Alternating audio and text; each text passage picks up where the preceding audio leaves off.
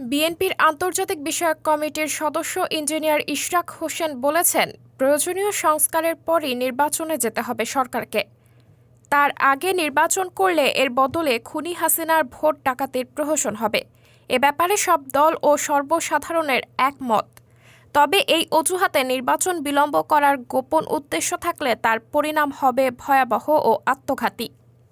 বুধবার ২৫ ডিসেম্বর বিকেলে সামাজিক মাধ্যম ফেসবুকে নিজের ভেরিফাইড পেজে দেওয়া এক পোস্টে এসব কথা বলেন বিএনপির এই তরুণ নেতা। ওই পোস্টে ইশরাক বলেন, বাংলাদেশের জনগণ ১৬ বছর ধরে লড়াই সংগ্রাম করছে তাদের মৌলিক অধিকার ও গণতান্ত্রিক অধিকার প্রতিষ্ঠার জন্য।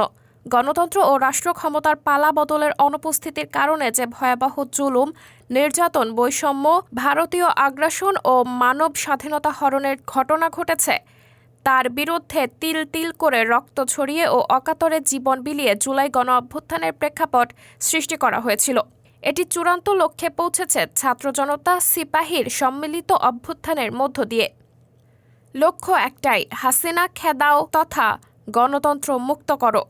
তিনি আরও বলেন, এই গণতন্ত্র, ভোটাধিকার ও নির্বাচনের প্রশ্নে এক চুল ছাড় দেওয়া হবে না। আমার হাজার হাজার ভাই বোনেরা গণতন্ত্রের জন্যই জীবন দিয়েছে। সেটি প্রতিষ্ঠার মাধ্যমে আমরা প্রতিটি হত্যা ও প্রতিটি ফোঁটা রক্তের প্রতিশোধ নেব।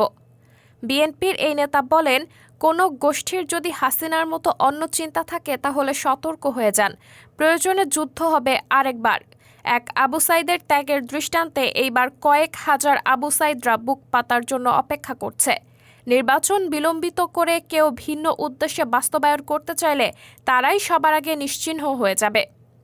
সাবরিনা জলিল, সবার কথা।